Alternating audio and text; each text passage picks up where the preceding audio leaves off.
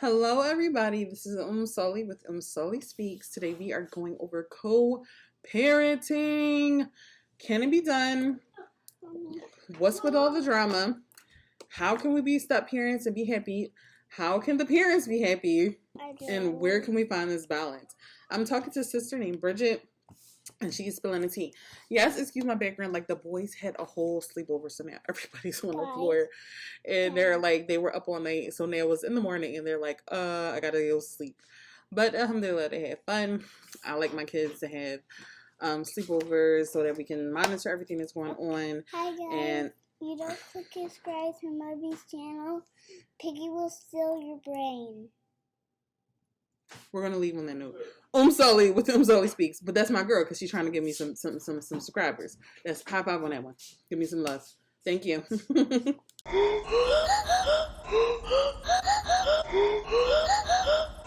To be done, and it completely has changed my life.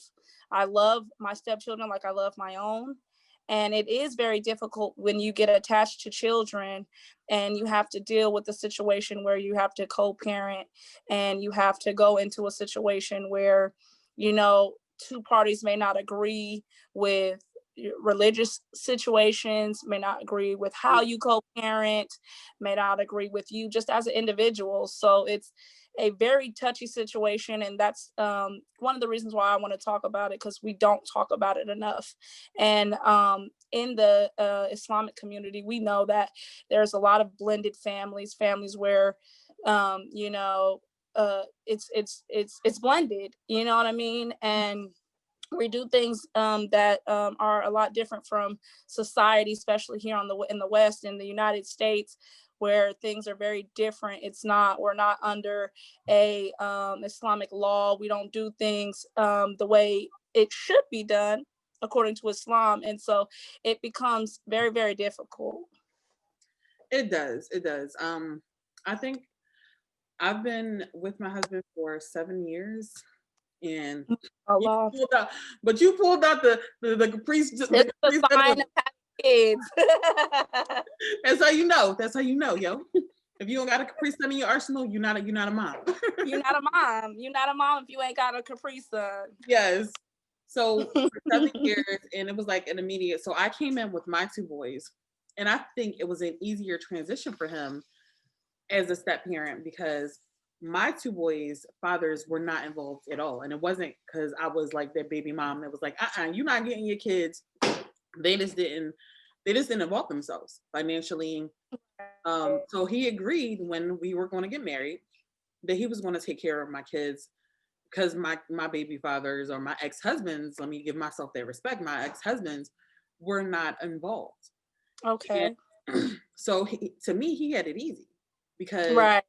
He came in, and then when I came in, he was married before, as you know, as we do in the communities, he was married before, and then I had to deal with three other people with with three other sets of kids. So he had 5 and I had 2.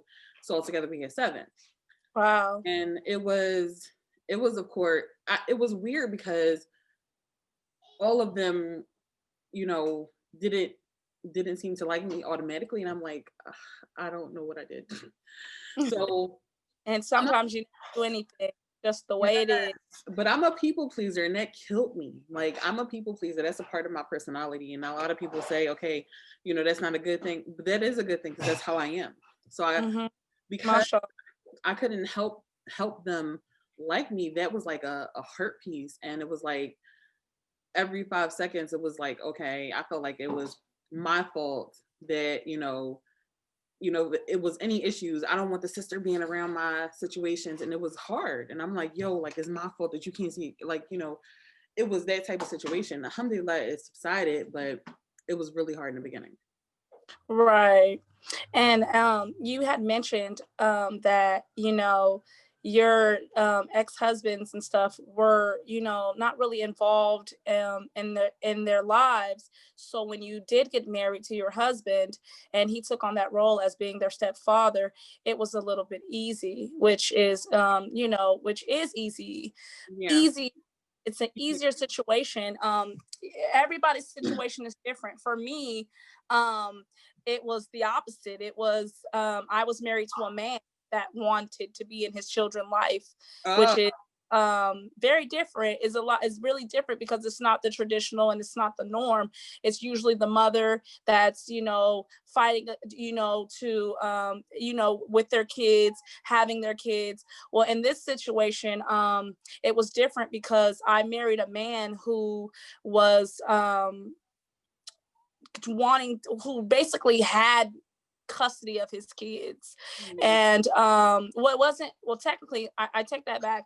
He didn't have full custody of them yet. However, the mother removed herself from her children, mm, and thought in the beginning it gave made things easy, but just recently a lot of issues have came about where she's deciding that she wants to remove her children from being in an environment that they've been in for the last 4.5, almost 5 years now. So it's very, very, very, very, very stressful. Me as a step.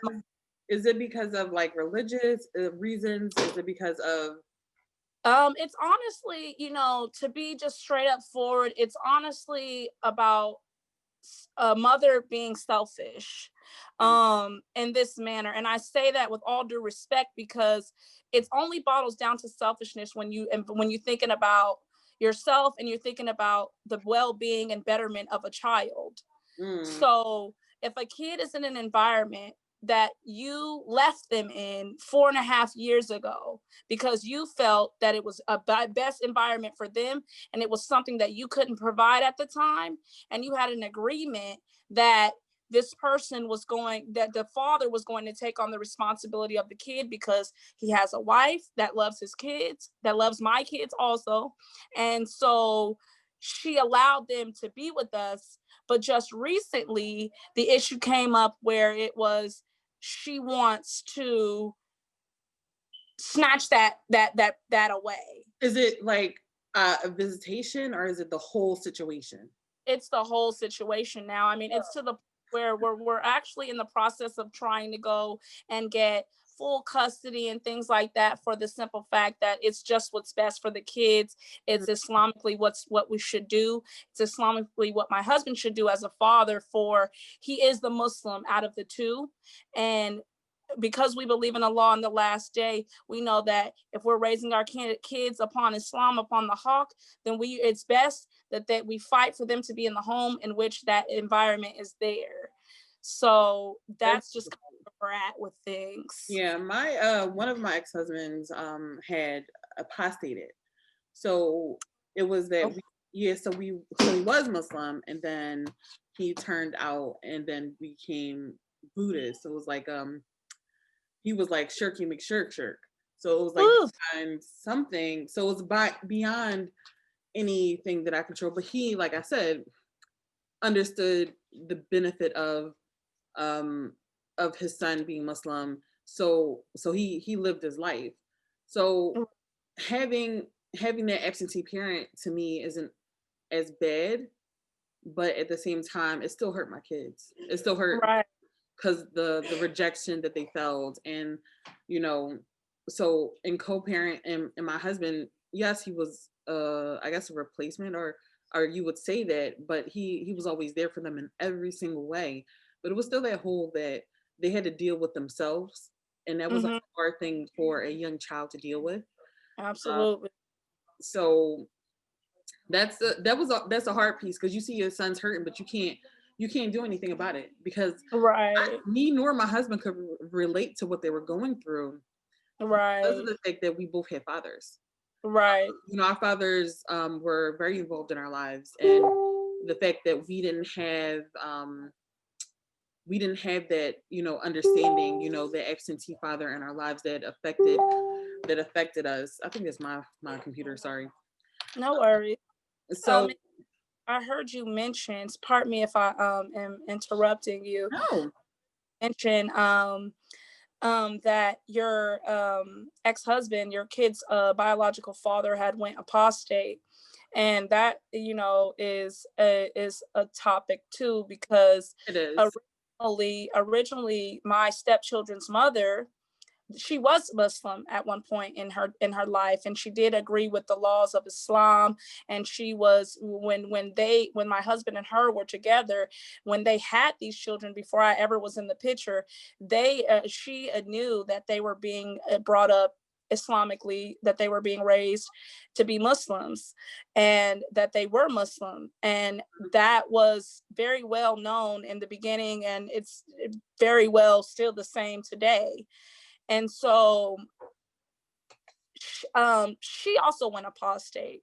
So I can relate to a situation like that. You dealing with a parent that once, understands the importance of Islam and installing that in your children, but then now, because you're not you don't want to be Muslim anymore, you have different beliefs now, is it right for a parent to snatch that away from their children, although they believed in something at one point in their life? Is that, fair to a child? And more importantly, it confuses a child, and it harms the child ultimately.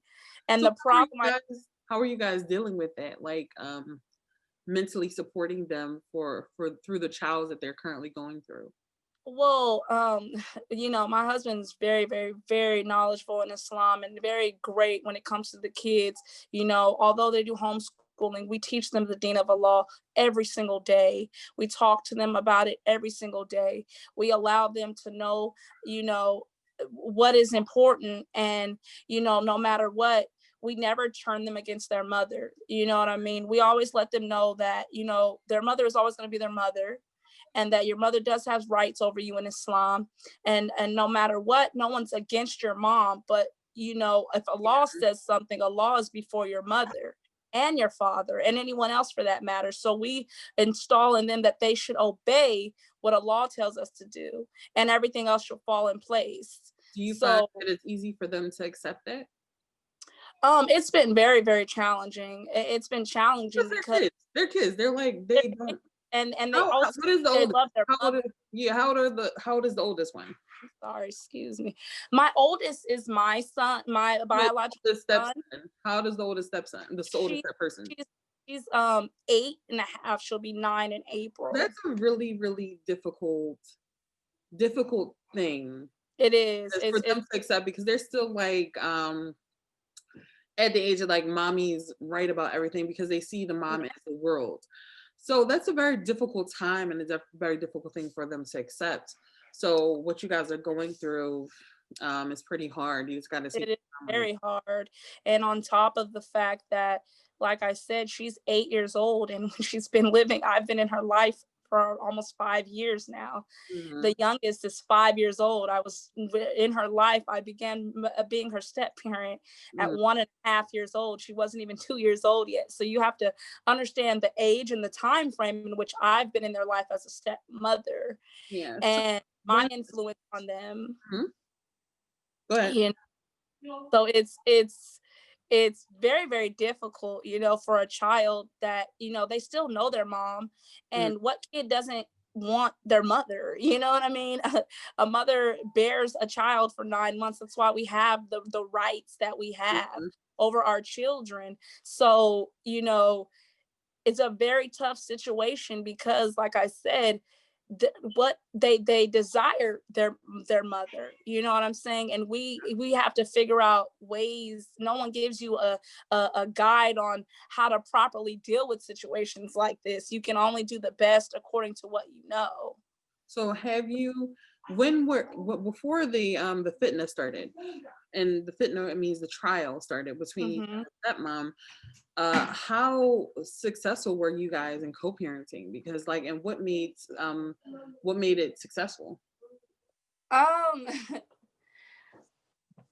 Honestly, in the beginning, it wasn't a co-parenting situation, because my husband wasn't dealing with their mom. Their mom really wasn't in the picture.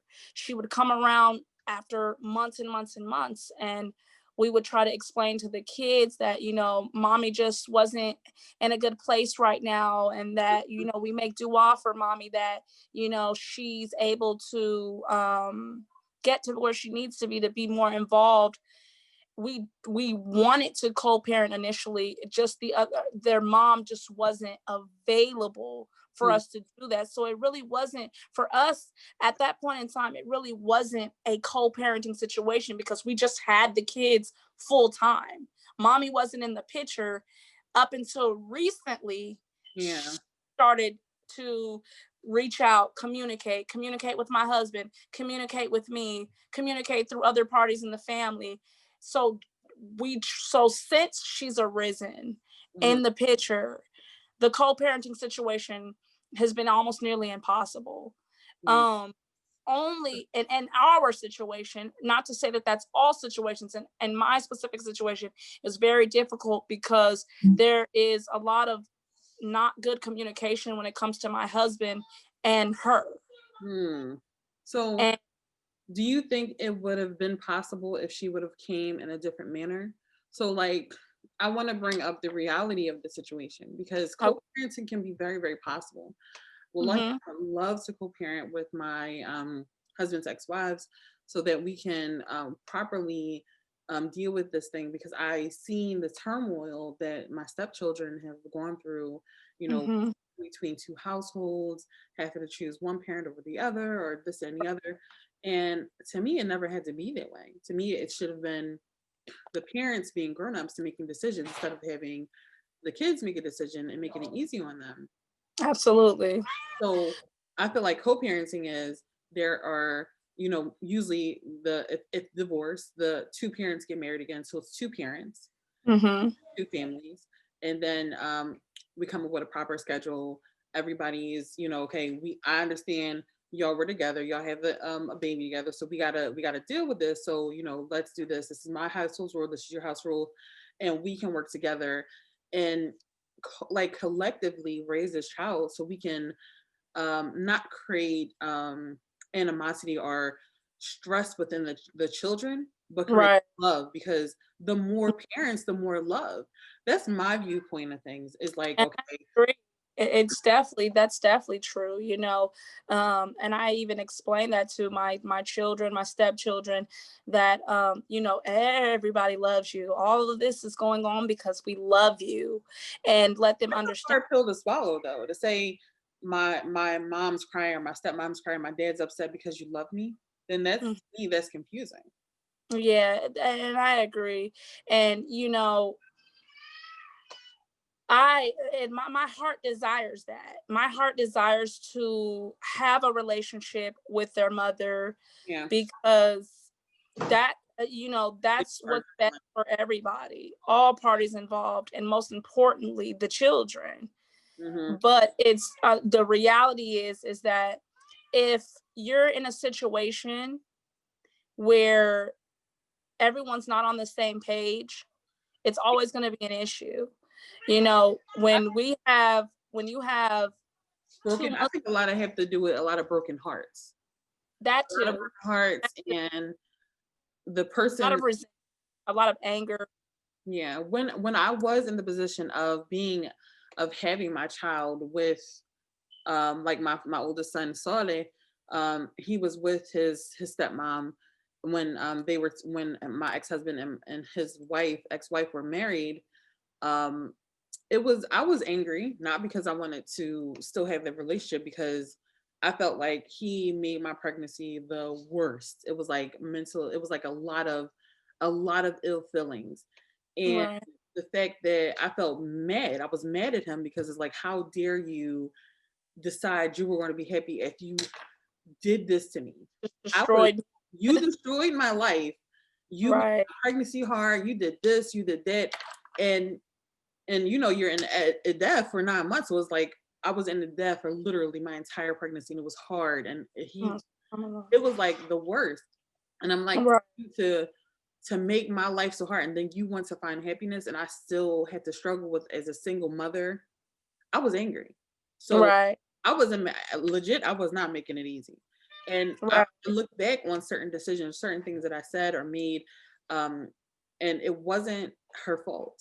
It was, maybe placing the anger, misplacing the anger Right. where it And should. I think where it's at too, when in my situation is misplaced anger, selfishness, not doing things for the sake of Allah, not understanding Islam and the laws of Islam. Mhm. And I say that because, like I said, she was once deaning and striving to do things for the sake of Allah, and somewhere along the line she let go of that, and I think that had a major We'll issue. return her and me. Say that again. Yeah, we'll return her to this deen and me. I mean, it's a dua that I say all the time, because it's very difficult when you have a household that's not, like I said, on the same accord. For instance, there was one issue recently where we allowed her to see them.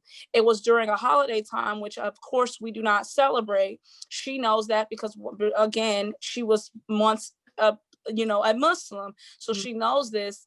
And so it was something that was without being said. And what happened was the kids went over there, and they were not required to pray, and they were not required to do the things that we've instilled in them since they were born. And I mean, but at that age, do you really expect it? Because 7 is the age that is mandatory for them to pray, and your daughter, your oldest, is only 7. So, well, all of our kids pray.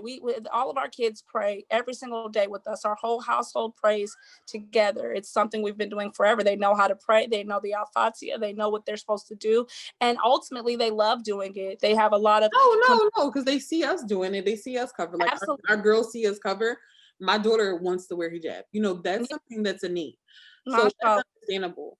But do you feel that allowing them the respect of, if they didn't pray that particular day or the duration of time that she was with her, do you feel that, just trusting in the job that you did, understanding that, the work that you put in, that they'll naturally start doing it, even if the mom doesn't, instead of making it a big, like, how can we remedy? I think one of the issues that we kind of dealt with was people assuming that we were horrible Muslims. And I know it sounds crazy, but right. if we're not as Muslim or as super Salafi as other people, then it was like, oh, well, they're probably horrible. So everything so having that assumption that that we were bad Muslims, and it kind of affected things. The effect. Yeah. So if you maybe having husnul done for the other household, because no matter what, the mother still has rights over the child. I think when families understand having husnul done for these particular circumstances, I would assume that you're going to pray. I wouldn't even question. Like with my stepkids, I don't ask them, oh, when you were with your mom, did you pray? It's not my business. It's not my business. Right. And see, the thing is, they're not going over there and praying. It's just the things that they're expressing to my husband when they come back. Mm-hmm. You know what I'm saying? That's worrisome. You know what I'm saying? But our obligation is to protect our children and protect them and save them from the fire. And by installing what we install in them, and then they go to someone that their hearts are attached to, that they love, and this person is saying, oh, what daddy's teaching you is wrong, or oh, when we're teaching them to recite Quran, and mom's telling them, oh, you don't need to do that, listen to this music. All these things become natural worries for someone. Although we do give things to Allah, it's still natural for us to say, wow, you know what I'm saying? Is this, by them being with their mom, is this benefiting our kids? Is this harming our kids even more by allowing them to go over there? And it's different if she, you know what I'm saying, she can live her life and do what she wants to do with her kids while they're over there. But when you're going against what you've already agreed and already had going on, it's like, how do you deal with that? Mhm. How do you feel, and where, you know, because me, I don't know the proper outlet and the proper way to approach how I feel about that situation. And that's the thing too, how we feel as stepmoms, it seems to not matter. Because Right. it's like, I think something I had to deal with internally is the trauma that I've dealt with the, you know, the ex-wives and stuff. It was like internally, it was like a fire within me, and it hurt so bad, because it's It like, does. when these children that you love and that you honestly see as your kids are being hurt, and Mm-hmm. it's like you feel like it's because of you feel like it's because of whatever, and you can't fix it. It's like you can't fix your kids' problems, and Right. your feelings are never addressed, because it's usually your fault on why everything is happening. So Right. And then agree that how, that's how do you deal something. with it? How do you, as I want, we need to talk about this so we can have better relationships, have better family ties, because the family and our communities are breaking down. But if we're not talking about these obvious things that are happening, because we don't want the Muslim community to look bad, it's going to look Right. bad, because it's obvious, it's apparent. How many times is the brothers being divorced? How many times is the sisters being divorced? Obviously, it's going to happen. It's going to be families who are going to be blended. So how, where, if we don't talk about the stepmom's feelings, the mom's feelings, the dad's feelings, we don't talk about all Right. the feelings, the kids are suffering. And then what? They're going to leave us Yeah, land? and it's like, almost like sometimes when I don't want to feel selfish, you know what I mean? I don't want to feel like, oh, it's about me, because ultimately it's not, you know what I mean? But I'm affected directly. You know what If I you mean? don't feel, if you don't heal your hurt, it's going to affect how you deal with your stepkids, Absolutely. Absolutely. And that's because you that can't directly say nothing. people don't want to talk about it, but it does directly affect your relationship with your stepchildren. It can affect your relationship with your husband. It affects everything. Yeah, It's not a one singular magnified highlighted person that's affected.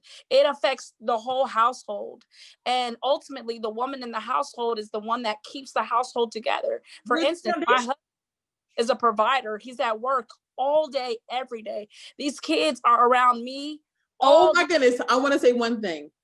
Anybody who is sending their kids to a step parent, if you say to the husband, I don't want my kids being around that woman, because they're supposed to be with you, I want to freak out on them sometimes, because it's like they're Ooh, going to be with the wife, because the wife is the mom.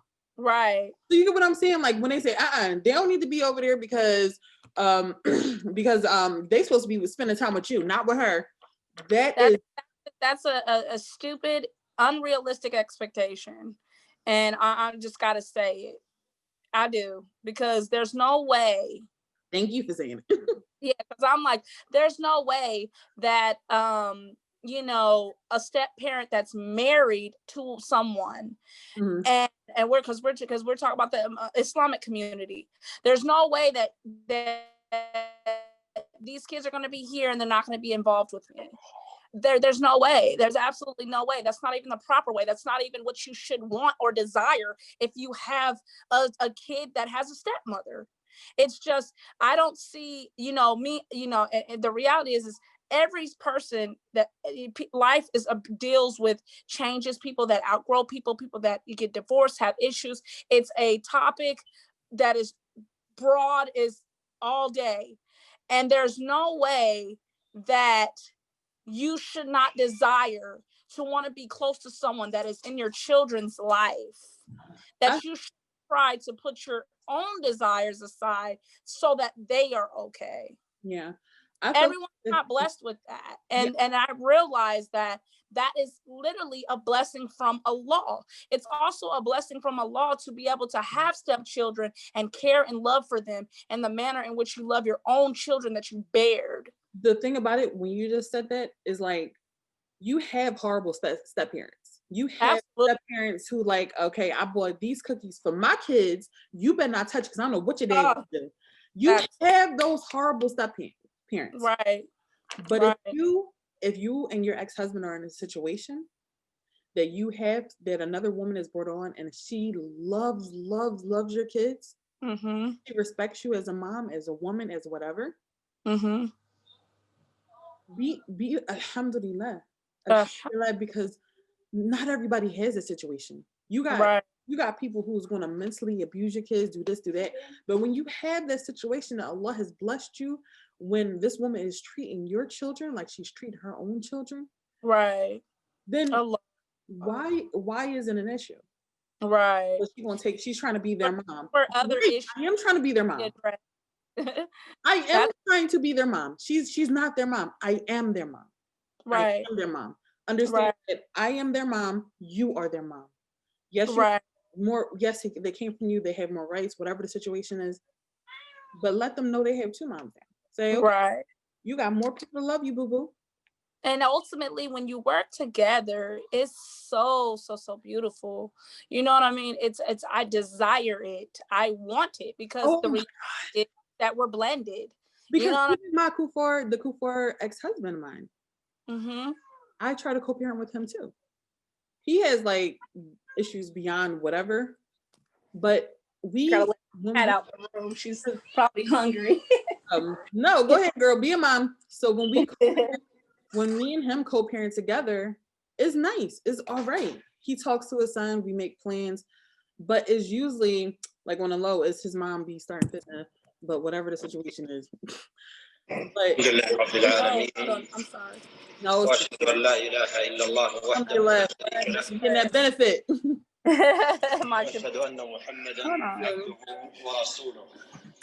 My husband's computer just went off.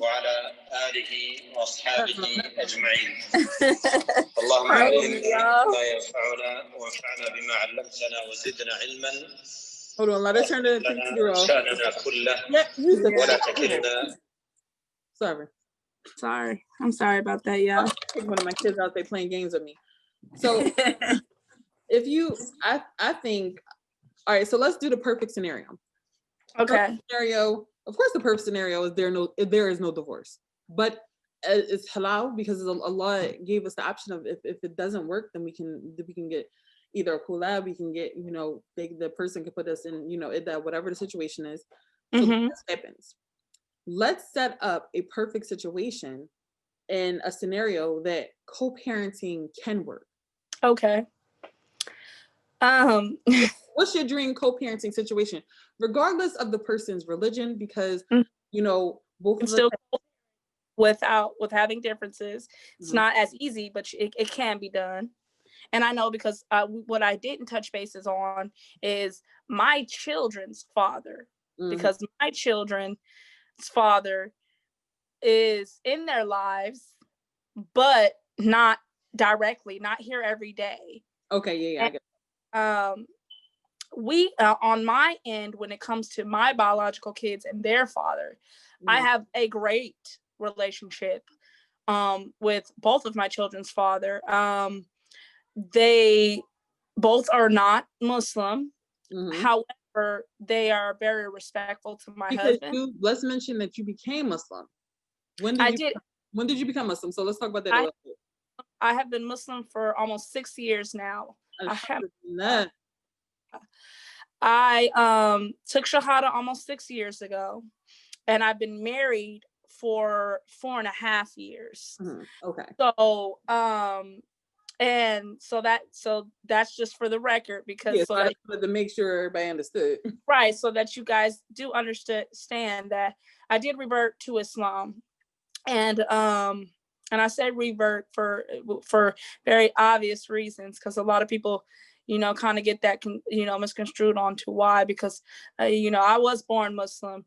However, because of circumstances, I being raised in a Christian household, but Allah did return me back to Islam, and I am, that's why I say revert for people that don't understand the reason why, because we believe as Muslims that we were born in the state of Islam. So back to what I was saying is that my two children father, they're not Muslim. but they have a great relationship with my husband.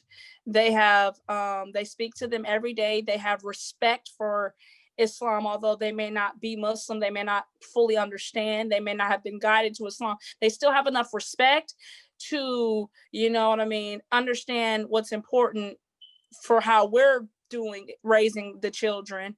And I think that makes things a lot easier when it comes to my portion and my kids, because I don't have to deal with, you know, angry, upset baby daddies coming in trying to cause problems in my household.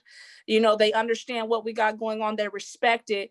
And so it's, alhamdulillah, it's made things very easy on my end. So a lot of my issues come from just really my step children and their mother. So I think men deal with things very better. differently. I was going to also bring that up too, that you said that, because there is a very different dynamic when it comes to men and women. And it's an obvious dynamic, and it's unfortunate, but it's just who we are as women, you know, with how we were created. And so it's definitely a struggle. But I want to get back to the question that you initially asked about what the ideal co-parenting situation would be. I don't even know if I know the answer to that, but I know that it would be a situation where I would be very, very close to, on both aspects, where there's communication on both sides of the spectrum, with my husband and my children's father, with me and my husband's children's mother. That would be desirable. Like, I would want to be able to be close, to communicate, to say, hey, she just got her tooth pulled out, you know, today. She just went to the doctor because of this. Or, oh man, remember when, you know, Zariah didn't eat cheese? Now she loves it. Like, you know, Yeah, you want to give them that daily breakdown of what happened, because like you be so amazed. Like, even with my teenagers, like I have 2 older teenage sons, I'd be like wanting to tell their moms so much, like how much progress they making. Like, yo, I would tell you what they did today. Like, they got on my nerves, and I want to joke about it, I want to laugh about it. I'm like, yo, like I want to have that relationship, but it's never that. It's always like, if you try to, it's more of a judgmental, or I always worry about my Islam being, you know, questioned, and it's a lot. But I think my ideal situation. Let's start from the beginning. My ideal situation. Let's break it down. First off, you leave the woman in like, if you decide you want to leave the woman, I think before leaving a woman, making sure she's not hurt or too bad off. Absolutely. Struggle. So to try to eliminate some of that anger, because divorce is a struggle. When you're divorced, is like you're happy your partner is gone, or something that wasn't. I mean, I didn't feel that way, but a lot of people probably feel like, you know, my heart's right. So I think a woman needs to resolve her inner anger. Absolutely. Before approaching the other woman in reference to that, because it's not her fault. Right. Even if if they were co-wives and this and the other, if they were co-wives, even better, because you know her, you know how she is with your kids. So now what's the issue? Exactly. So it's resolving the situation within yourself, understanding, and this is from the woman's point of view, understanding that it wasn't, you know, divorce happens, I'm going to move on, I'll get another husband, you know, he wasn't meant for me. Right. And then establishing a relationship. Like, my kid is over there because it's my husband's right to have his child. You know, people can find whatever spots where they want. You know, there are other options. If the child decides at the age of 9, I think that if you want to be with the mother, then that's the decision. But I think that's the case. I'm not quite sure. I know overall is the best situation is for the child to be with the mother, and the mother can just, you know, start from scratch. So they give the child and then y'all have a relationship. Y'all need the mother to mother. I have a lot of goals for my kids. My goals, you're the stepmom coming in, and I'm the mom that's the kids. So my son, I had a lot of goals for him. I want him to Right. take the school programs. I want him to do this. I want him to do that. Do you think we can work together? Because even if it's too much for you, I can take him. I can drive him. But Mm-hmm. and I want to know what's your goal for my kids too? Because you should have goals for my kids too. What are your Right. So if I have goals and you have goals, how can we make these goals together? Right. Because I want to make sure that me and you have a direct communication. That's how I would want my ideal co-parent situation to go, because it's not Agree. like we both love these kids enough to want them to achieve them.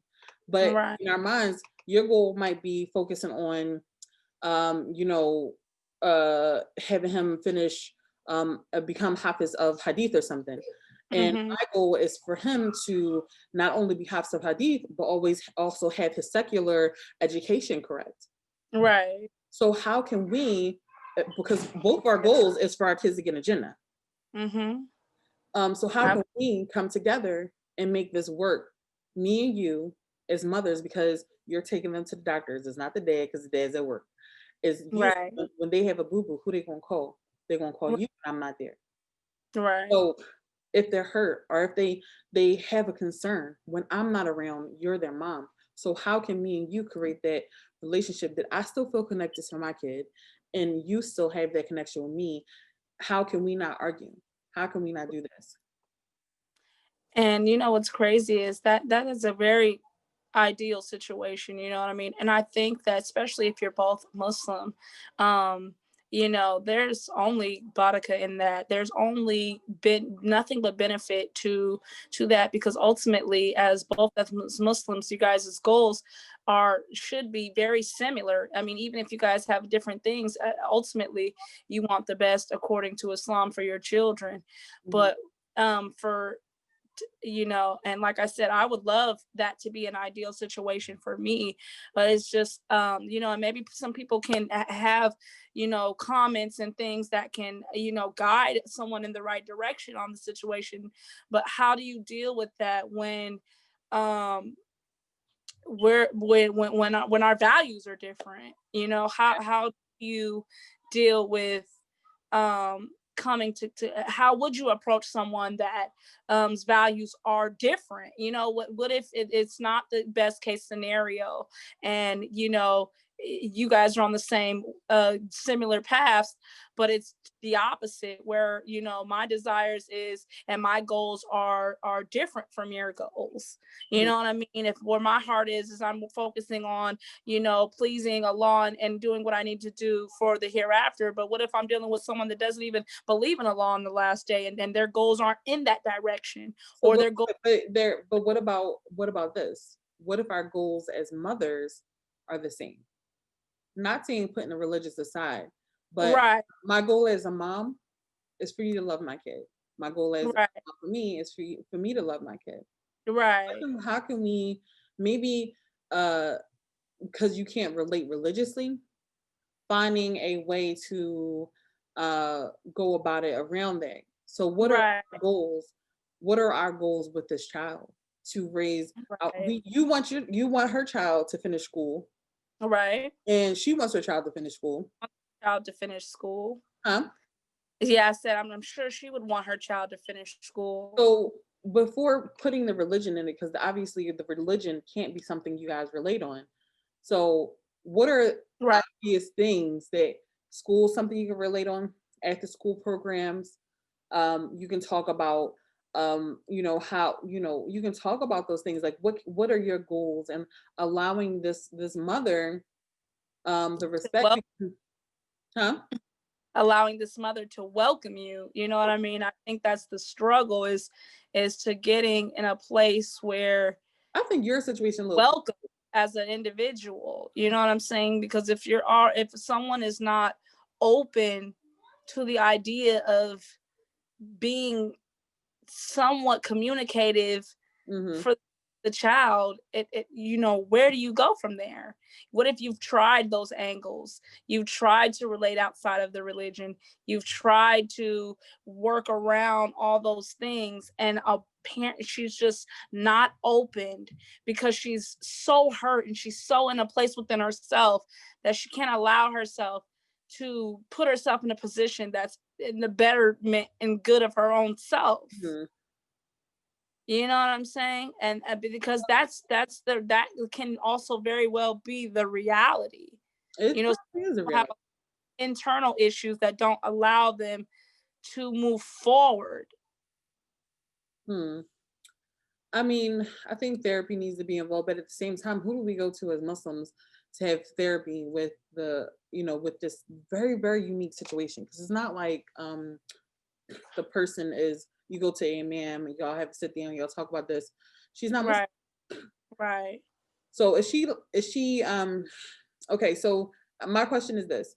Is she not Muslim because she says, okay, I don't believe in Islam anymore. I don't believe this any other. Or is she not Muslim because of a certain action? Like certain people might judge. It was told to me that because some people might believe different way. Like if then like I don't know how to describe it because I don't want to be rude. Uh, did you come up with the fact that she's not Muslim, or does she say that she's not Muslim? She said it. I mean, All right, that's all I had to say. blessed. She said it, and clearly clear how she feels about it. You know what I mean? By the things that were said, but I just want advice and on what are other options that we haven't talked about that you can get through to someone. And I mean, outside of obviously making dua and asking Allah to change the heart, for He is the changer of your heart, you know what I mean? But things that I can contribute as a human being to her, you know what I mean? Because I'm not going to say I've always approached things with her in a manner in which was, necessarily pleasing. I mean, I'm a human being. I've gotten frustrated. I've gotten, overshadowed. I've gotten, I've allowed my emotions to deter or to dictate my actions. But what advice could people give about as far as, ways in which to get through to people that are so hurt and harmed in a situation, like and I also feel like there's a conversation that should be had between her and my husband. Now some people will disagree with that. I've talked to people, and there's been so many oppositions to both. It's been so many opinions on it, you know what I mean? I think you're right, because that hurt needs to be healed. It does. Whatever It does. hurt he caused her, whatever hurt she caused him, they need to have a legit conversation because it's stopping the parenting. It is. And I think that's oh Lord, sorry, my phone's getting low. I gotta put this on the charger. Yeah, I think I'm sorry, y'all. I think though that is a dynamic that needs to happen. I think very much so. They need to come to some type of consensus and agreement to have a conversation, and she has to heal, because just because we're women and I'm a woman, and I know that when someone is hurt and they've not healed from it, it only makes matters worse. It only makes things difficult. And it's proof in this situation. It's weird because it was 4 years later. Mm-hmm. So it's like, well, it's always been an underlining issue, but and you would think that after 4 years things would get better, but that's how I know it's a situation where it's not been healed. It's only been there and it's still there. It's just like a child that has issues when they're a child. If they do not confront those issues, move on from those issues, and grow from those issues, they become that adult with that same issue. You know what I'm saying? So I feel like that's where it's at. It's never been healed. And unless it touches the surface of it, it won't be healed, and it'll forever be a problem. I think the fact that she wasn't a parent for so long, it hurts, because she decided to take a break, and she probably needed the time, but then she's like, I gotta make up for it. Mm-hmm. Maybe coming as parent to parent and understanding that she's hurt. Mm-hmm. And that's something that I've definitely been working on. I mean, for me as a woman, I've desperately have tried to put myself in her shoes. Mm-hmm. You know what I mean? And to say, outside of all the negativity, I've tried to have empathy and feel, in a position like, what if it was reversed? How would I feel? You know what I mean? And that's why I think I've gotten to the point where I just feel like it, I would want to heal from it. I would want to have a conversation. Oh, and my husband has stopped most communication with her due to their lack of being able to communicate properly. Mm-hmm. But I think that it has to be done. I think that the conversation has to be had. It needs to be had outside of me. And I think it needs to be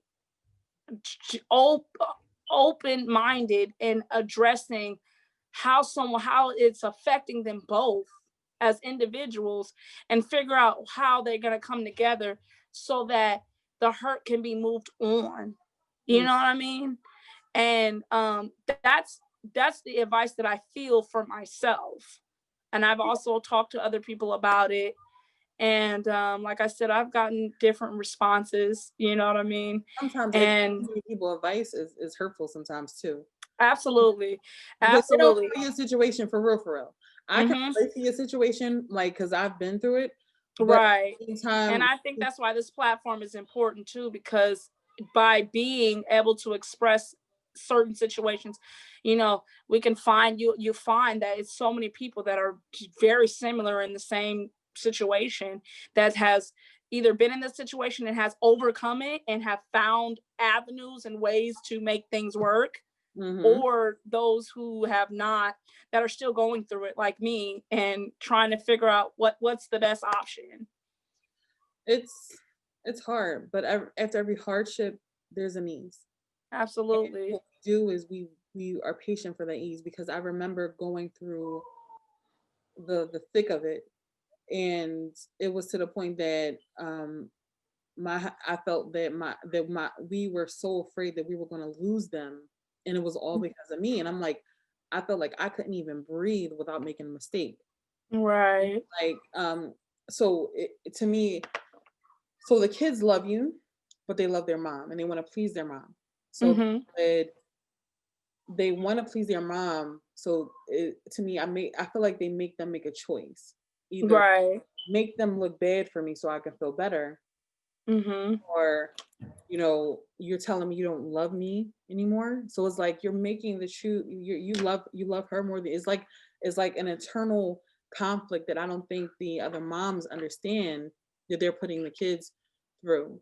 Right. I think that I trust if my son goes with, if my no the Muslim son, the Muslim ex-husband, is still one is still Muslim, Mm-hmm. if he goes over his father's house and he has sons with his father, unless it's something like, Mom, let me tell you what we did with Abu, or something like that. Mm-hmm. If he wants to tell me, I'm not going to automatically assume that something bad happened. I'm Right. not going to say, well, did you pray over there? Did Right. you say any dua? Like, Right. did you guys do something haram? Like, so when you have that husn done for the people, especially for the person that, because the son or the daughter is going to want to say, oh, well, she's paying attention to me. She's giving me Right. the attention that I wanted. So if I give Mm-hmm. her information, and this is for all kids, so if I give her this information, she's going to be pleased with me. So Right. let me give her, well, let me tell you what they did, Mom. Let me tell you, they Right. did this and they did that and they did. And then and the mom is like, oh my goodness. And the prayer wasn't even that serious.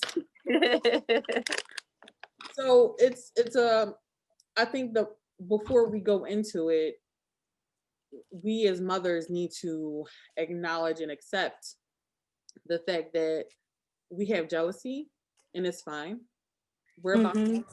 but if I come to you and I'm a mom and I'm like, all right, alhamdulillah, my ex-husband's not married now, but if you were to get married and he say, okay, I want my son or something like that, what choice would I have, or it'd be it's like, okay, alhamdulillah, you got, Mm-hmm. I'm talking about the Muslim one.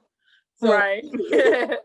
For the record. it'd be like, alhamdulillah. So what's your wife like? Or can I meet her? Can I talk to her? I'm not going to establish any ground rules or nothing like that. I'm not going to send any rules over your house because Right. that's your business. But I want to have that conversation. This I've been working on this with my boy. My son's he's 13. Like, this is my life right now. I have a 13-year-old. He's in high school. He's I want him to keep up with his studies. I want him to do this. I want him to do that. We have big plans. And do you think we can work together to still maintain this relationship? I want, whatever good he does, I want you to call me. If you do something bad, if you have any concerns, can you call me and let me know? But Right. we got to get to that point, and we got to heal within ourselves before we let our kids go. We had the from crying and sin is okay. Right. A lot of people don't understand the benefits or the benefits of us giving our ex-husbands the kids. Right. Imagine you get married, you have kids by another man, and you get married to a new man. It's fitna. Right. It's fitna. Absolutely. Your husband has to deal with the other man, so give him his children so you and your new husband can have a clean slate. And of course, you'll have your kids over there every once in a while. You'll have that relationship with your kids because they're still your kids. Right. But understand that you had these kids with another man, so it's kind of time to move on from it. Right. You still have your kids, like they're still your number one. And you understand what I'm saying? Like, yeah, I do. I do. I think it sounds horrible the way I'm saying it. No. It doesn't sound horrible. It's the reality. I mean, it's very difficult.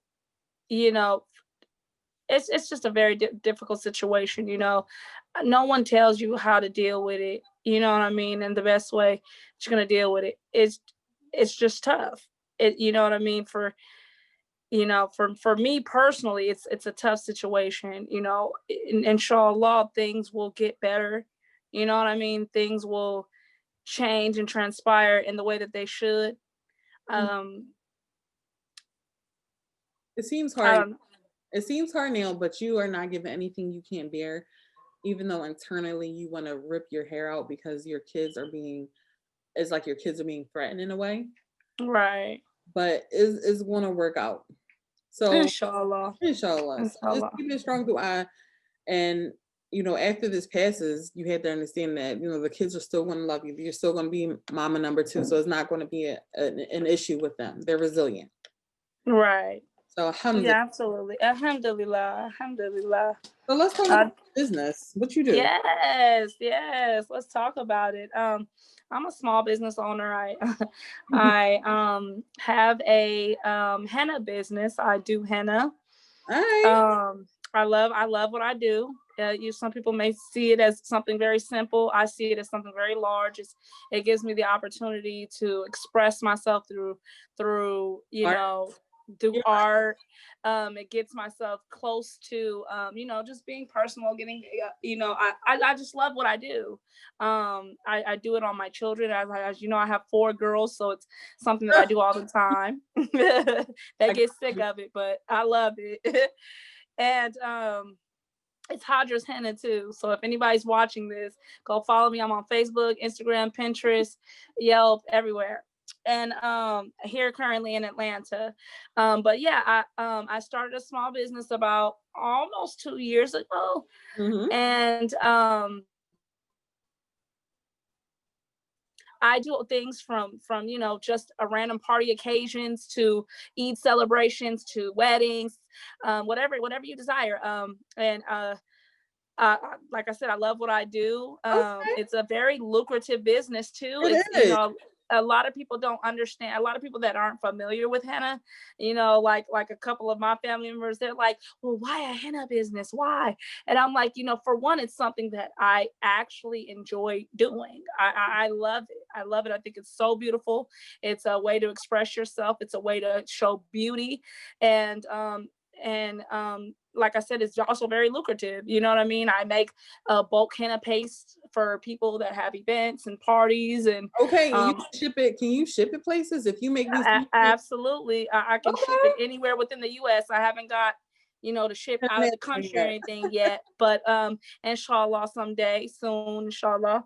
Do you like the black henna, or is it strictly red henna? Like Well, I have 3 different types of paste. I have the traditional henna. I have a traditional blend, which has Juaga gel in it as well. So it makes the traditional that's really this like really bright orangish color, more like a orangish red, Mm-hmm. almost brown, depending on how much you blend it with. And then also I have the straight Juaga gel henna, which is completely black, which a lot of people love. You know what I mean? Especially darker skin tones, but even lighter skin tone, people love it. I personally love traditional henna. I My do too. favorite is the blend because you get the dark, bright red stains and stuff like that. So, Girl, because I got cute hands. Too. yeah, I love henna. I love all of it. I do it on myself. As soon as one fades away, I'm doing it again. It's always a conversation starter for people. People always say they love it. They always see my hands and they ask about it. It's a good way to get my business out there. It's a good way for people to see what I do. And I always have it on my kids. And inshallah, Ramadan, I'll have inshallah, I'll have a bunch of people to do during this Ramadan, inshallah. Inshallah. That's why people don't understand. Like, you need to find your niche. What you good at. As soon as you find the money gonna come. The money Absolutely. come when you find what you love. And it's a struggle sometimes because I have my school and I have my ups and downs. Right. But it's my heart. Like, if I didn't go to school, like, education is my heart so much because of what the educational struggles that I went through. And if like, it is the way that I express myself, the way I want to fix things. I'm a fixer. So if I can't fix something, I'm not right. Like, Right, girl, I understand. I'm very similar in that way too. What I will say to people that are trying to start a business or people that you know, you'll know it's something that is worth starting a business as if you get your heart, you feel it in your heart, you think about it all the time, you do well with it, and you get tunnel vision on it. In my life, I'm 33 years old, and in my life I've explored lots of different avenues. I mean, and there was some things that kept me going and some things that just didn't stick. When it sticks, then you know that it's something that you enjoy and that's good for you. As long as it's halal. Because if you love drinking, allowed, let's say that first. don't love. I love me some cummer. Like, you're not doing none of that, okay? As long as it is halal, and that is number one. And I want to reiterate that. And I think that that's so true because there was other things that I went into and tried, and that wasn't necessarily. I don't want to say it was. It wasn't the best decision. Yeah, it just wasn't there, and it didn't stick for a reason. So alhamdulillah to that. So can I ask you your mental status? Because I think stepmoms need mental checks. Because you still have to be that person for these kids, no matter what anger or what you feeling. Let's do a mental check. How are you feeling right now? I've been very emotional. I have been very confused, you know what I mean? Emotional, confused. But also, I when I pray and I see how far Allah has brought me, it also, in my heart, I know things will be okay. You know what I mean? Sometimes, little things may happen and it triggers my mental into feeling like it's the worst thing ever. When really, but that's just me as a person. I'm naturally a worrisome type of person. And so my brain naturally goes into worry mode. And most of the time, if not all of the time, it's okay. You know what I'm saying? It's not as bad as my mental goes. You know what I'm saying? So I have 2 of my stepchildren here, and one of them she's withholding. She didn't bring them back with us, so she still has one. And it's been kind of a change in dynamic in our household. And for my husband especially, I mean, for me, absolutely. But I think this is the first time where I've seen how much it's affect my husband. And Nobody ultimately wants to talk about that changes the dynamic in my household. nobody wants to talk about the husbands and how they feel because we don't think men feel. Ah, yes, they do. Yeah, They do. Their so emotions are different. I'm an empath. So when I say I'm an empath, I feel everything. So like Mhm. when when my husband goes through things with his children, he can't see them or something like that. I feel his sadness. I feel his hurt, I and feel my husband's sadness. it's That's where I'm at with so things. deep. He's like, oh, I just got to go to work. It's okay. Blah blah blah. But he might even cry in a truck or whatever. But Right. he has to be that strong man. And I Mhm. think a lot of the exes may not think about how the man feels because Mhm. they love their children. Like, Mhm. point like they can't. To me, my husband can't really breathe without it. At least one kid in the house is his. He Mhm. is not his mental not right. It's like he's Right. breathing right, and I he am. he needs his kids. And Mhm.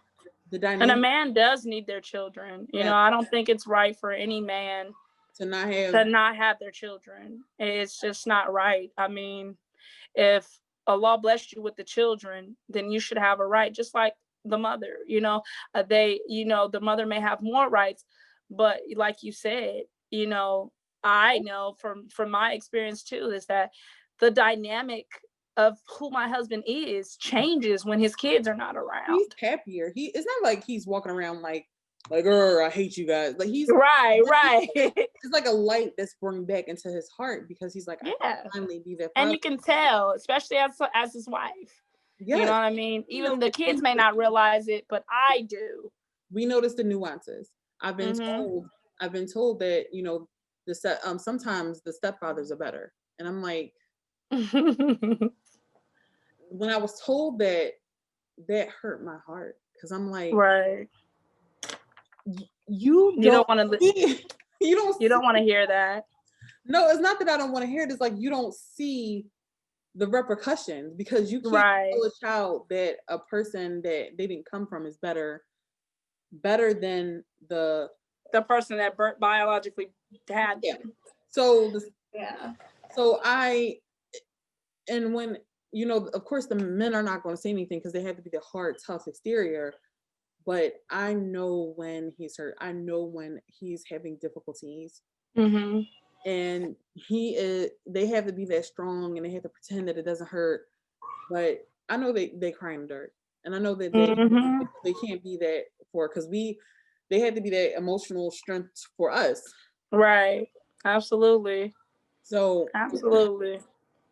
so it's hard for them too. No one wants to talk about men's mental health. No one wants to talk about how men are being affected by the decisions that women are making. You know, Mhm. all about, oh, well, you're not giving me my money, or even if they are consistently giving you child support, you know, Right. so what? I'm gonna find something else to complain about. You, And I do. I think that's also a topic, that needs to be talked about because a lot of men don't get credit as fathers. mm, They don't get credit as men. We're not uplifting them to be fathers. We're not, I don't say we as in us, but in society, we're not saying, hey, daddy's impact is important. You know what I mean? It is important. A father impacted, whether it's in their son or daughter's life, is extremely effective yes, on who you're the outcome on the psychological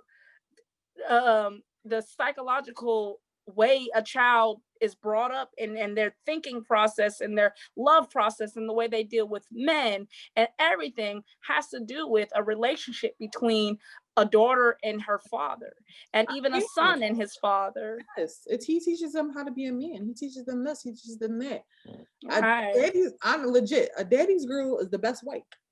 Like, Oh man, and my daughter, she is, it makes me sick sometimes, but alhamdulillah, I don't even want to talk about that. I'm not even gonna bring it up because their relationship is irking. It is, girl. I feel the same way because, like I said, I have a biological son and daughter with another with another man, and their relationship with their fathers are fine. Mhm. They, and I'll never take that away from them. You know what I mean?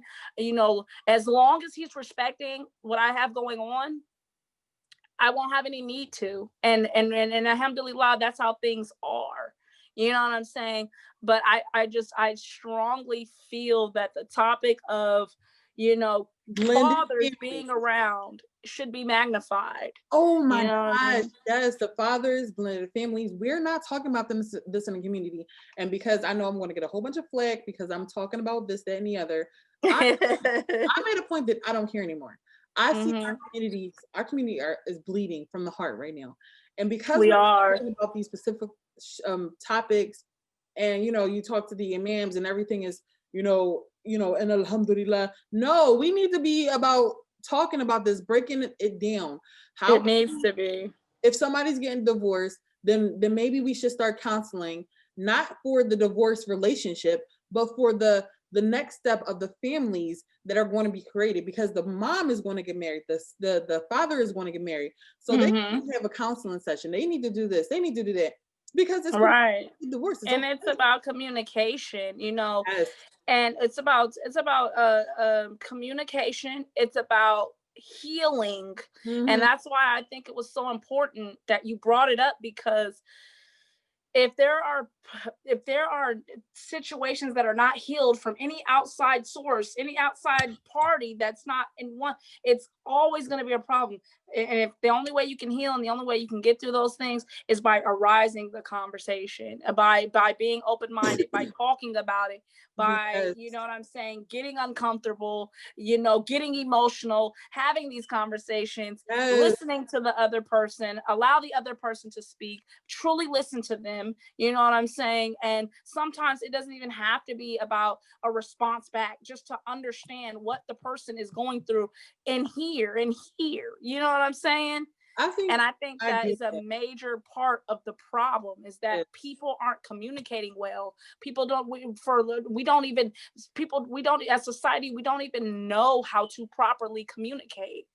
That And is that's a the very good problem. point. That is a very good point. Communication is the key. Mm-hmm. Maybe if the community involved, if the marriage cannot work, if the marriage is not going to work, you guys have kids, it is ended. It dies, Mm-hmm. everything. There should be like an outro therapy session. Mm-hmm. There should be, So many people are against it. So many and then people don't want to do it. this sounds horrible. This is because I said this to a couple of sisters and they were like, "What?"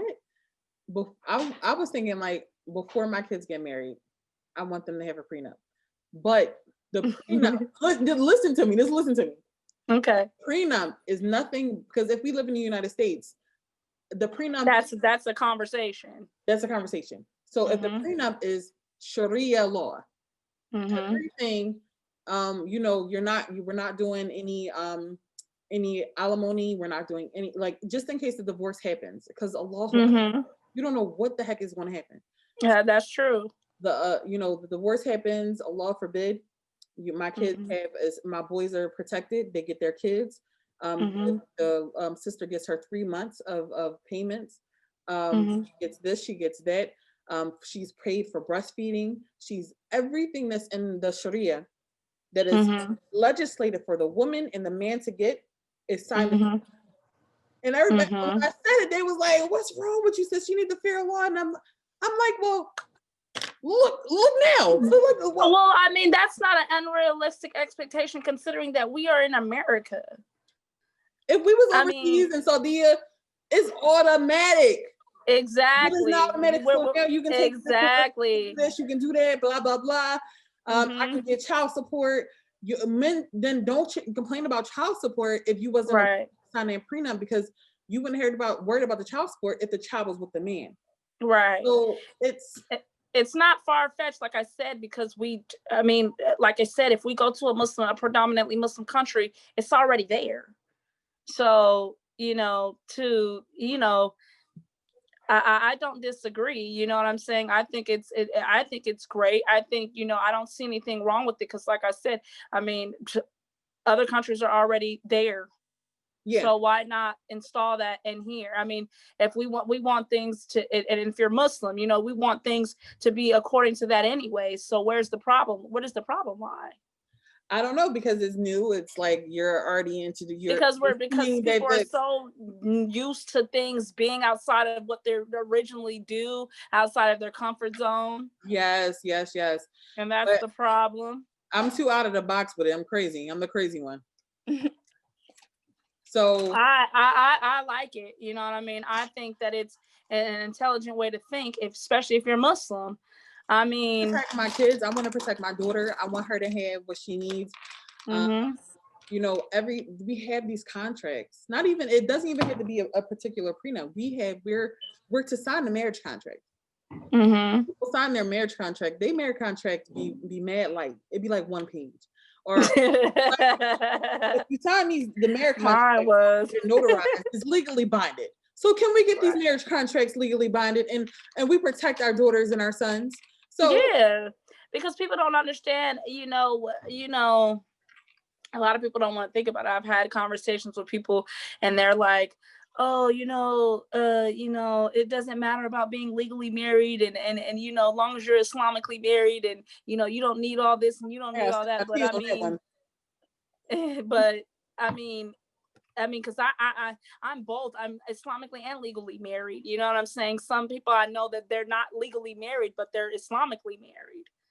So, but I mean, we're in a country where, you do want to protect yourself. I mean, you do want to have things set up and agreed upon before you take that leap and that step. You know what I'm saying? I don't see why anyone wouldn't want to. I mean, especially if you're an American, you've been raised in this society where the laws of this land is different than it is overseas somewhere else where things are, different. I already let my husband know he can have his kids and the two that I brought in. If anything happens, I just want you to know they're coming along with you. So let your wife know you'll be double tagging on. That's you a strong woman, man. You a strong woman. Alhamdulillah. I'm just saying, I'm trying to follow this Quran and Sunnah because it's a benefit to it. Absolutely, and it is a benefit, and you have to know that in your heart. You have to understand that the laws of Islam are perfect. You know what I mean? You think about why we don't drink, why we don't do drugs, and why we don't have these issues. We don't do these things because Allah legislated for our benefits. Exactly. So exactly. You're not doing anything against our benefit. So right. If he's saying that it is best for the child to be with the father, I think it's difference of opinion. Not different. I think it's fatwa. I don't think it's different of opinion. Okay. If it's best for the child to be with the father, then give him to his father. Exactly. And that's just common sense. You know what I'm saying? And love and care and parenting. You know what I mean? Outside of the laws of Islam, if somebody wasn't Muslim and didn't live on those laws, it's just what it should be. It makes sense. That's why the law legislates things to be that way. But you still can't neglect the fact that if it's a bad situation. So if it's that again, you can't neglect if it's a bad situation. Right. So if the father is not capable of doing such and such, then the child might have to stay. Then situation but it has to be. You have to choose between the lesser evils. But I don't know if that should necessarily be a mother's choice because we are very particular with our children. That's true too. True too. If we go to you go back to Quran and Sunnah. We go to Quran and Sunnah. We talk to the people of authority. And let them know the situation, both parties, and then they make the decision. Well, it might be absolutely. It might be best for the brother to keep the child, or it might be better for the sister to have the child. But if we internally are making these decisions, I'm gonna say I'm the best person for my child. Right. I'm the mom. Of course. Obvious. Of course. You know what I'm saying? And I think in the state of Georgia specifically, it's just like complete woman state. So the mother can be off doing drugs somewhere and they still figure, she's the mom, she bared them, she's the best for them. Really? So Yeah, oh man, Georgia laws are tough, man. And you're in Philadelphia, right? We're down south. You said down south. Mm-hmm. Yeah, so well, you know the laws that I grew up in California, and Georgia is the laws are very different, very different. I don't you know, some things are a good benefit, and some things are just like really. And so, you know, I mean, there's pros and cons to living in the state of Georgia. You know, It is what it is. yeah, You it know. is. You know. Yeah, so there Us? was a specific topic I wanted to talk about specifically. I forgot what it was. And through her is in. Oh. 1 second. Yes, I'm eating pretzels. Somebody commented on the fact that I was eating in one of my interviews. Guess what? Say that again. Somebody commented on the fact that I was eating pretzels in one of my previous interviews, and I was eating oatmeal. I was hungry. Look, I'm about to open up some snacks too. So we both eating and we talking. I don't care. So, alhamdulillah, inshallah, Ramadan this year will be different from what it was last year, considering I don't know where you're at, but here in Georgia, the women and the children have not been able to go to the masjid, and it's been very, very, very difficult. The reason I'm not saying it because if I say anything about the masjid, everybody's gonna know. If I tell you where I'm at, everybody's gonna know what masjid I go to. I understand. So it's gonna be like the imam or somebody's gonna say anything. So I'm like, I don't got time. We're just not gonna touch it. No worries. But so, but we I know that I think that there's classes going on maybe for the women, but I'm not online. No, I think they are in person. I haven't been to them. I don't got time for it. I feel like I've have an established reputation for not being quiet when expected. So okay. So we're not gonna enable that. So I really could care less. I just want everybody to know it's like don't care. So but, yeah. What were you wanting to talk about? It was a topic I had on the tip of my tongue, and I don't know how. I think when the thought came in, I lost. So I'll talk about my emotional state. I'm sorry, say that again. I'm gonna talk about my emotional state when it comes to step parent. Right now. Oh yeah. Let's get back to it. Right now, I'm cool because my stepchildren are old enough to make decisions for themselves. They've been standing up for themselves. This is what I want. I want to be with both parents, and if this is, you know, they put their foot down. Mm-hmm. I was in turmoil. Right. Extreme anxiety. Everything was my fault. It was this, it was that. And I couldn't say or do anything to if I said anything to help, if I said anything to not help, it was always on me. Right. And to be the reason that a man can't have their children. And it's so emotionally draining, tragic. And it was to the point that I was like, you know, are you sure it's worth, you know, am I worth it? Because it's like, no matter what I do. So it was like having me question myself, having me question my relationship with my husband. Mm-hmm. I was like, I don't want to be this reason. I can't be the reason that you can't be happy truly. Even though I know are we as step parents really the reason? No, but you take it like that. Right. So, like, and I asked that because I felt the same way. You know what I mean? I've asked myself the same questions. I felt very insecure about my relationship with my husband, as if, oh, am I the reason why this is going on? And really, in all actuality, it's a good question. I've always wondered if it is, am I really the reason? You know, I'm not saying that I'm not saying that you're not the reason. Yeah. You know what I'm saying? It's just a question to be that comes through your head. Like, you know what I mean? This turmoil. And it's right. Like, I'm like, in my mind, all I felt like I did was love. Right. So like from the gate, like, you know, after school. My kids are, I have them busy because to me, I grew up in Philly, and my mother and father had us in after school programs. We were busy. Mm-hmm. They didn't want us in these streets. Mm-hmm. What was taught to me how to be a good established parent was to get them in as many after school programs as this and the other, and that was an issue. And no Mm-hmm. matter what I did to benefit, it was an issue. I could have drew a rainbow. The rainbow was haram. So it was Oh like, wow. it was the intensity of every decision when the child was over here that I couldn't breathe without being judged. Mm-hmm. And it affected I think step parenting is it's harder than being a parent. Absolutely. It So absolutely is. I had that issue within me internally, because I called my companions like, yo, like, I can't do this anymore. I hate it. Like, every time I do something, he gonna lose him. He gonna lose. Like, I would cry Right. because I'm like, I'm causing so much internal, this. And I'm not saying that everything I did was right or everything did was wrong, but it affected, like, I couldn't move. Right.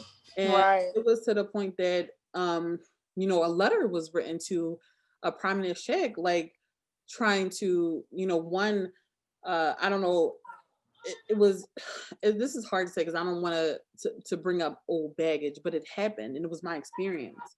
Mm-hmm. And I hope that I never got an apology for it. Of course, nobody gonna say sorry, but Right. it was it was coming at I'm born Muslim, so alhamdulillah, my mother and my father were Muslim. Alhamdulillah. So it was stating that my family is a Muslim and all this other stuff, and it was hurt because what if my mom died? You telling me that I can't pray over her? Oh wow. So it's the letter was so in depth and it was so disparaging, just to try to Islamically take the child away. And that was one of the hardest times, It's very tough. because my husband, it was like we couldn't express ourselves the way we want because the ball is in the other person's court. So it was like, you still had to, even though someone insulted you, you still have Mm-hmm. to have that. It's like they can say and do whatever they want because they know that they have the upper hand. Right. So you Right. still have to have, you said that, but alhamdulillah, brother. Right. You have to have that grit. Yes. In the face. I'm sorry. Pardon me. My kid's knocking on the door. What's up? It is gonna snap. What's up? Ask me some tissue. Okay, go in there and get it. I'm talking right now. You gotta wait till I get off. All right. Yes. Go ahead. You need things, but go ahead. But yeah, that is tough. When It someone feels that they got the upper hand and they use it for not the good, it can be very difficult to deal with. But you have to understand, in the person's mind or whatever. Close my door. Close my door, y'all. It was to the point that it was right. It was halal and it was justified. And wow.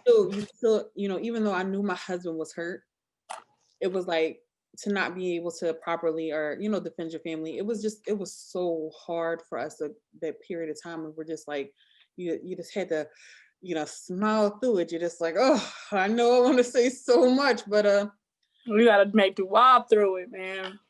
And it's a very hard time.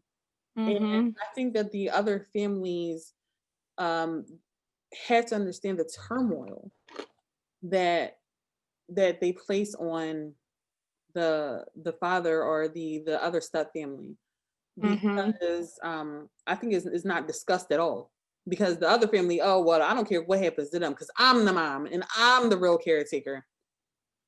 So, but the turmoil that goes on in the other household, right, is not accounted for. So those were some dark times for us, and most of me and my husband's arguments were, if we had disagreements, not arguments, it was disagreements. It was because of that. Like, me wanting to say, because I'm very vocal, and if you disrespected me, Me as well. I'm gonna say something, because But then I had to hold my tongue. I had to learn to hold my tongue, especially when it came to the children, because at the end of the day, no matter what he or she did to you, that's still their mom. That's true. And you can't be like, yo, Whew, it's a tough reality. that's still their mom. And it'd be like they still have that, that's still their mom. And you don't want to take that position, but at the same time, you like, yo, you don't even know half the story. You want to be like, Right, exactly. like, Don't even they know. did this, they did that. And because they don't know half the story. They don't know what's going on because they're kids, but that's, Mm-hmm. they feel that anger. Mm-hmm. They That sure do. And I think back to communication, man. It's so important. It's so important to talk through things, no matter who's uncomfortable, no matter who doesn't want to hear it. we talked about the problem. My thing is, we talked about how we feel. We talked about the emotions. We talked about theorizing how the other person feels because they're not going to talk about it. Right. How can we fix it in our community? I'm sick of talking about things and not coming up with a solution. I'm sick. Solution. Then I agree. like, I don't have time for all of this. What are we doing in our community? How can we fix? Because our children are suffering. So how can we fix it? What's your opinion? I think we can fix it through submitting in areas where we're not really usually comfortable submitting in, and that's something that I've been telling myself, just knowing your role as a wife, understanding your husband's role, and understanding the other parent's role, and figuring out how to break barriers in someone that has walls up. Mm-hmm. You know what I'm saying? With kindness and submission, you know what I mean? Not always having to be right or having the forefront, or I think some of the solutions could be to genuinely look at things from another perspective and figure out with that perspective what you need to do to have a conversation. You know what I'm saying? Because somebody has to take the higher road. You know what I mean? And we all know that, kindness wins overall. It's only so much kindness that you can give to someone, and someone just continuously just are rude or disrespectful or unkind to you. You know what I mean? So I think that a solution would be to take yourself out of what's right, what's logical, what's whatever, and put yourself in the other person's shoes and figure out, if I felt like this, how could I get through to me if I was in that situation? And use that as a way to gain control. And I think that's something that, inshallah, I'm going to try my best to implement in my situation. I would love to hear, your opinion on what you feel, as well as that you can do outside of what I just said, that could change the dynamic of those relationships that desperately need to be had, and those conversations that need to be had for the betterment of all parties involved. Because yes, it is about the kids, but I mean, as a stepmoms, it is about us too. We have feelings too, and we do want things to go well. I think understanding that everybody has feelings, that the mom has feelings, the dad has feelings, and acknowledging those feelings. Because we as women, we are so used to pointing the blame at the men, because you did it, you left me, you did this, you did that. Understanding that the dad has feelings too. Right. Understanding that I'm seeing on both ends. All right, on a stepmom end, understanding that the mom is going through a lot internally, that she is giving her child to a new person and trusting in a man that may or may not have hurt her, and trusting in a new relationship, and trusting that you're not going to harm her child. Mm-hmm. So you have to, as a stepmom, give them the opportunity to get to know you. Don't go in, he mine now. You Right. lost. You lost. The norm. The norm is The norm, just, right? it's just what people do. You ain't talking to my man no more. He ain't your man no more. Like, don't have that. That's the feeling. You must Mm-hmm. don't have that that attitude, because Hey, you guys are loud. this woman is entrusting you with her child, her pride, Right. joy, something that Allah created with her and him, and she has to give it up, along with the relationship she's still honestly probably hurting from. Right. From the stepmom's aspect, understanding that the mom has to understand that this woman has a lot of pressure on her. She is not only going to be compared to you, she's going to be pressured because she doesn't want to disappoint you. Because I never want to disappoint any of my husband's ex-wives because of the fact that I have their kids. So when they're always displeased with me, it hurts. It hurts a lot. So having the understanding that this woman is really, really trying, if it is a woman that is trying. I'm talking. Sorry. Whatever concerns you have, come to a mature understanding that this woman is only human. If you have concerns, I know when I was married, when I was the parent giving my child to my ex-husband to spend some time with him, I had concerns about valid things, and because I wasn't taken seriously, it pissed me the heck off. Right. I just told you I didn't want this, and you didn't listen, or you don't think that I should be involved, or this, that, right. You didn't, and everybody should be involved in the decision. Absolutely. Just having an overall understanding that everybody, even the stepdad is not more of a dad to your child than your dad, than the actual dad is. So understanding that, nobody can replace the love for a child that they have, or you're not, one step parent is not more, stop it, why? One step parent is not more or less than another step parent. Y'all both step parents, y'all equal. Both of y'all on the sidelines just taking care of the kids is there. So I'm sorry, my kids is acting up. Can you just give me one small second? Because they're trying me because I told them I was.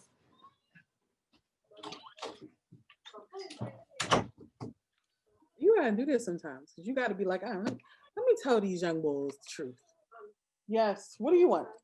Go away, please. I'm in an interview. That wasn't my stepson, just in case you know. It was my son, so I can talk to somebody. It's like, no, I talk to them the same way.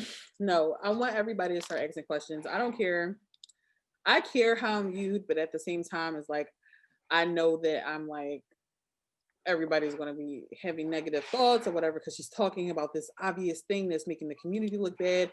It's not making the community look bad. It's talking about real issues that are happening, that are affecting our outcomes, affecting the young people. If we have a better foundation, a better honest communication with each other as parents, as Muslim sisters and brothers, understanding that we can flirt.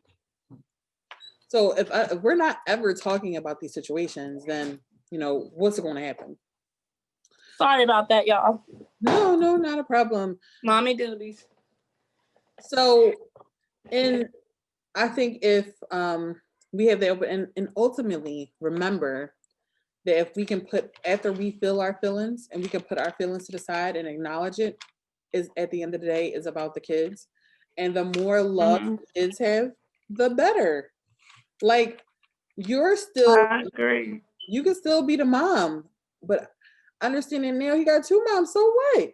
If the mom is not mentally abusing, if the mom, and I'm not talking about like little stuff, like, because kids be like, sometimes if you got kids lie, sometimes kids just to try to please the mom.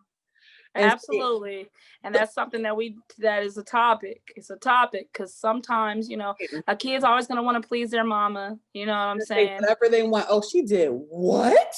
Right, exactly. And I'm like, oh, she flicked you? oh my God. Like, I never put my hand on it, but like, you be like, oh my goodness. So it's like, the kid, and dealing with the reality of kids are kids. If Kids is going to be a kid. kids are going to be kids. And Can't be a mom and not understand that. and if we stop trying to spy in other households, that's the problem. That's the problem too. So if that's the problem too, because sometimes the other parents be enabling their kids and guiding their kids into saying something that's really not even an issue. I'm just trying to talk to my kid, and ain't nobody talking. Y'all just listening in the background. Wait, I can't hear it. Yeah, that's a problem. That's a very, very big problem too. You know what I mean? You can't be guiding your kids into saying something that's not in their hearts. But you're teaching them to be sneaky. Exactly. You're teaching it. I mean, you're teaching them to be sneaky, which is haram, and you know what I mean, to be suspicious and all those things. You're installing those things in your children. So it all goes back to the wisdom of Allah and the things that you should not do. Yes. But yeah, that's it. Basically, if we stop being so judgmental, understanding people, even though you feel like Islamically, if you feel that you're better than someone else Islamically, you need to correct yourself. That's a fact. I'm on some more like serious stuff. If you like, yo, I'm better than someone Islamically, is not Islam. That's not real.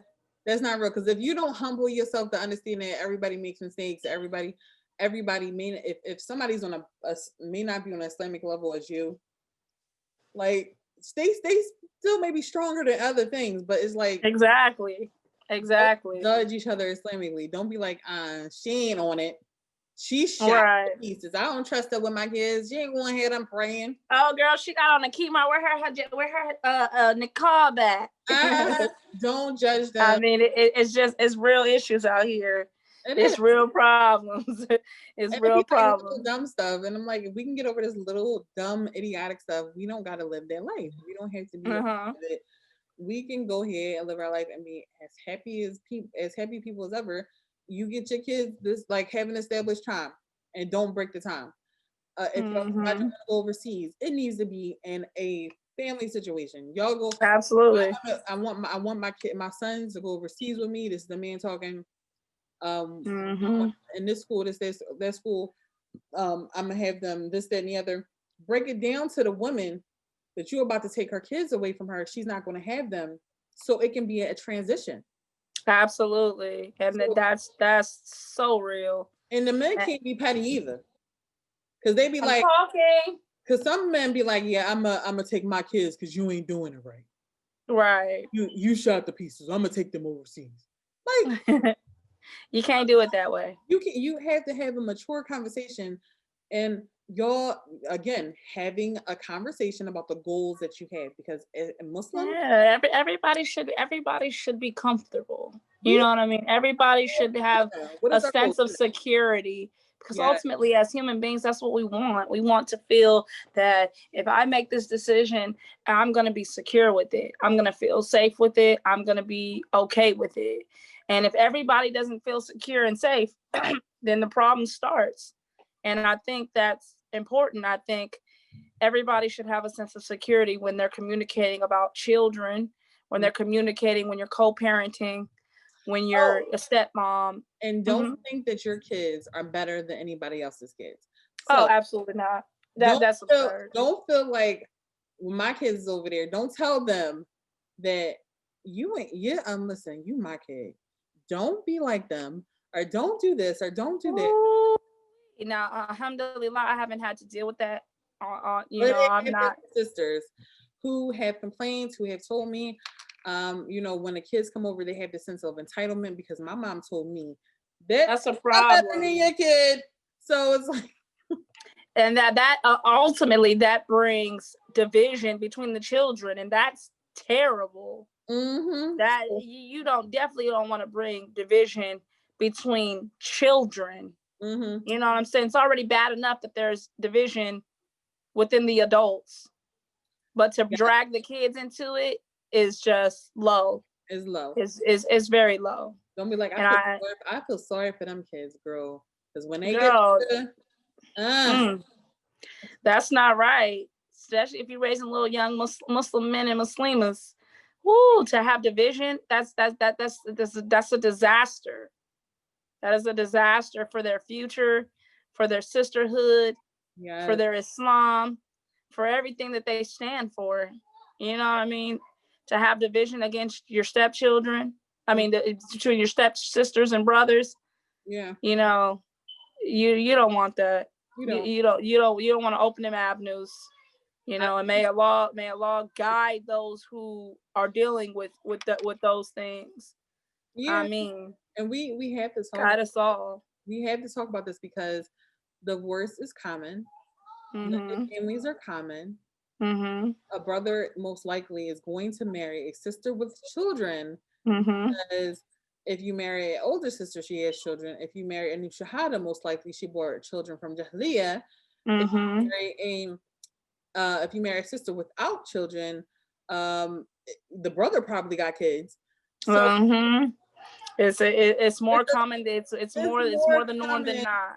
If you marry a virgin, or if both of you guys are virgins, and then the brother wants to get another wife, it's another problem. Could be. So it's so many situations, but we blend as families. The Sahabas blended as families. They did. So we need to talk about these subjects more. More khutbahs about the subject, because we talk about everything else, but the reality of the blended family. Mm-hmm. And ultimately a community, you know, it's about the community. You know, if everybody in the community is working together and working well together, that's how a community should be. It's just like the Islamic community here.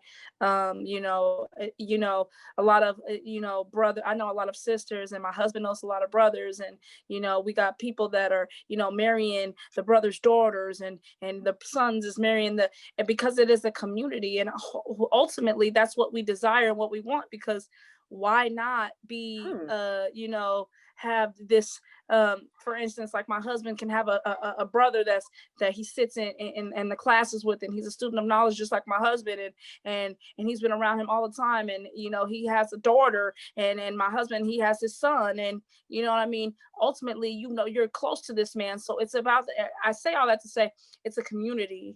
You know what I mean? And you want that community to be close. You want to be familiar. You guys want to be on the same page. You guys want to thrive together for the sake of Allah, learn together, bring families, blend the community together, have sisterhood, because that's what Islam is about. You know what I mean? That's important. Yeah. And ultimately those are my desires. You know what I mean? Those are my desires too, because girl, I got a 11-year-old when he's ready. Mm-hmm. When what's your oldest? He's gonna be ready soon. My oldest is 10. He's about to be 10. Let me see how she looks. And you know what?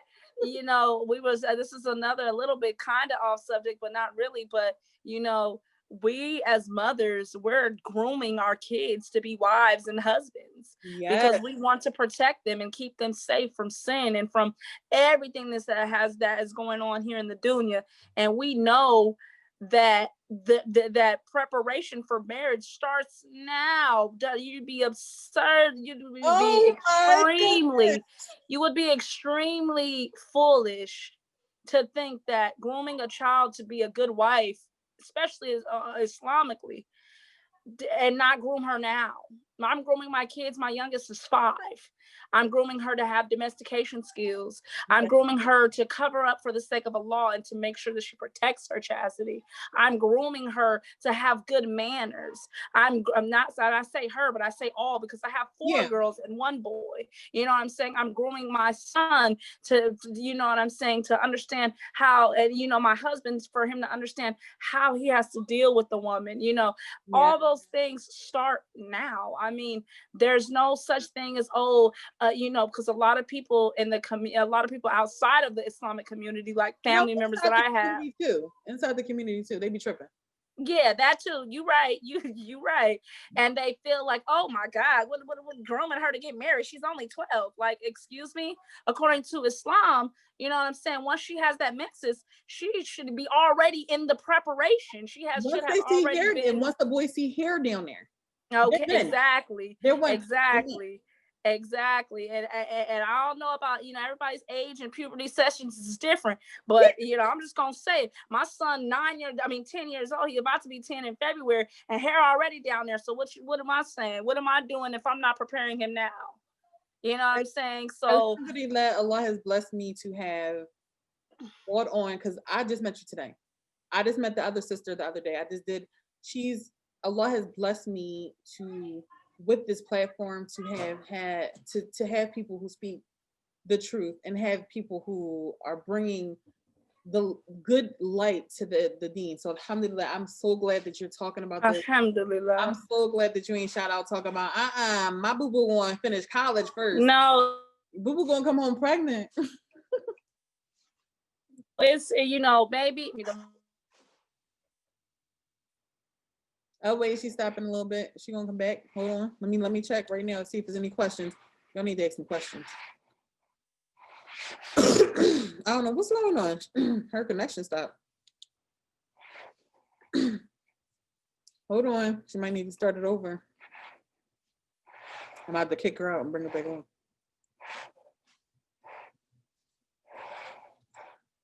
But these topics, I feel, let me